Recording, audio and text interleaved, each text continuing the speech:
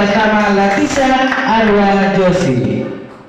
Ibu kita Kartini, putri sejati, putri Indonesia, harum namanya.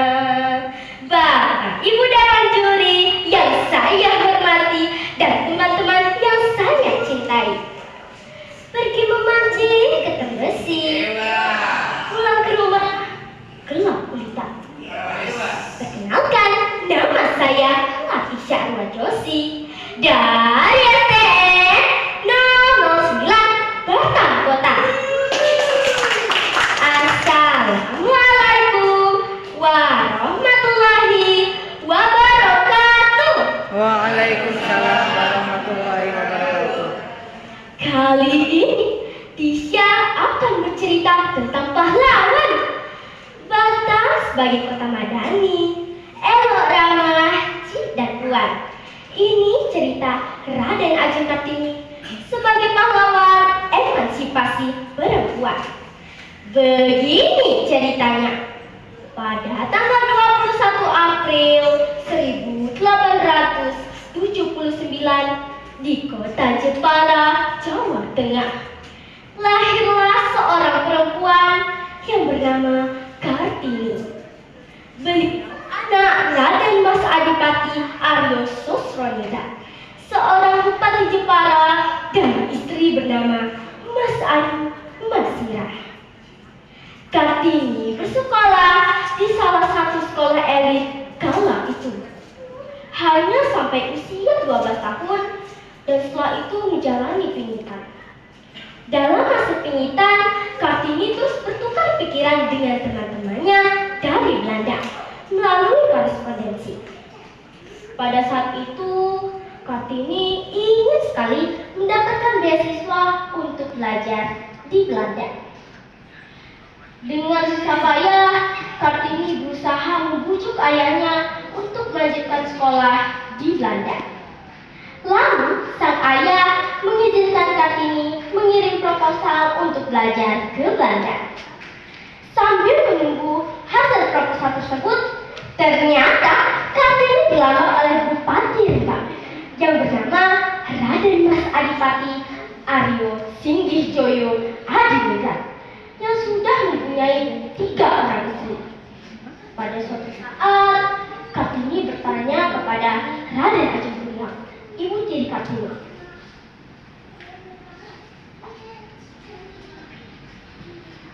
Mohon maaf, Ndoro.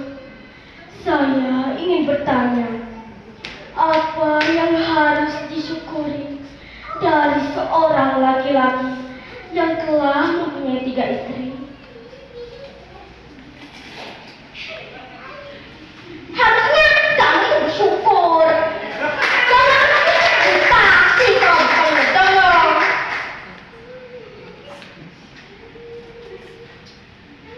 Maaf, Doro. Saya tetap ingin menunggu hasil proposal dari Belanda.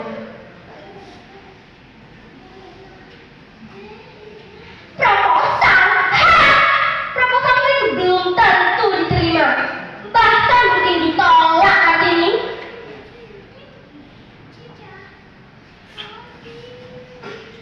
Mohon maaf, Doro. Saya tak ingin mengecewakan Romo. Sudah saya juga. Kamu hanya mementingkan diri kamu sendiri. Pada saat itu juga Raden marah besar yang menyeret Kartini dari ruang tengah ke kamarnya. Ampun, Doro! Ampun, Doro! Ampun! Kartini dimasukkan ke dalam kamar secara paksa dan pintu ditutup rapat-rapat, kemudian dikunci. Kamu dalam kamar saja sampai Bupati Rembang boyongmu. Kartini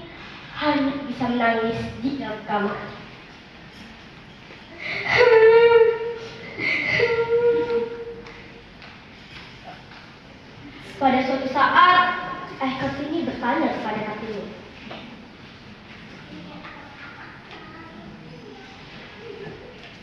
"Bagaimana anakku? Apakah kamu sudah ada yang jawaban mengenai Bupati Rembang?"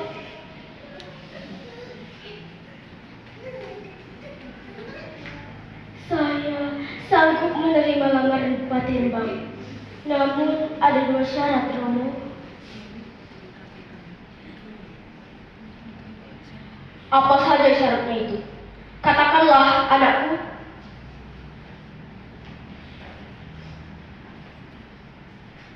"Yang pertama, saya ingin diperlakukan seperti wanita biasa.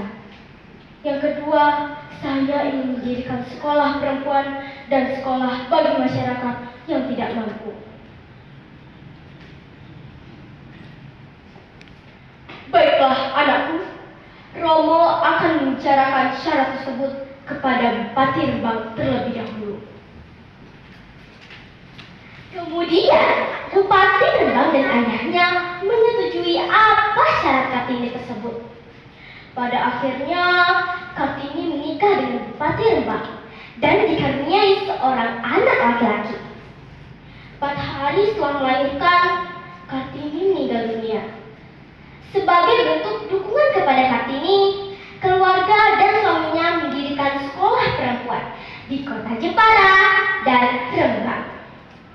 Kartini memiliki pemikiran yang sangat maju di masanya, sekaligus menjadi penggerak emansipasi perempuan Indonesia, di mana perempuan harus cerdas di luar rumah maupun di dalam rumah untuk mendidik anak-anaknya.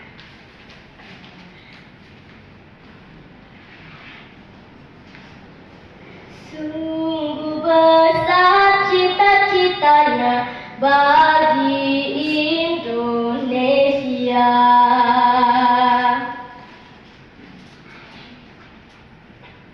Sungguhlah indah, lian, kotanya rapi, sangat bersih. Cerita dan ajar Kartini